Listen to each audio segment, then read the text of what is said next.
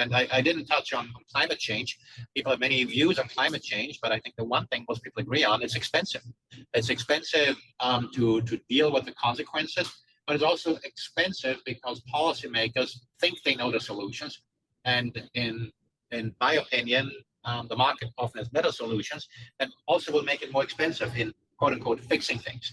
And so that's part of the reason why the stagflationary theme, when you have throttle growth and lots of government intervention, is not. So you talked about overstretched militaries, and obviously U.S. is overstretched.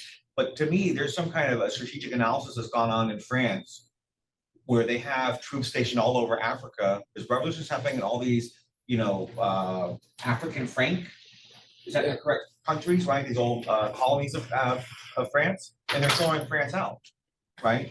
And France is making a decision whether to try to stay and figure out a way to do a counter revolution or leave.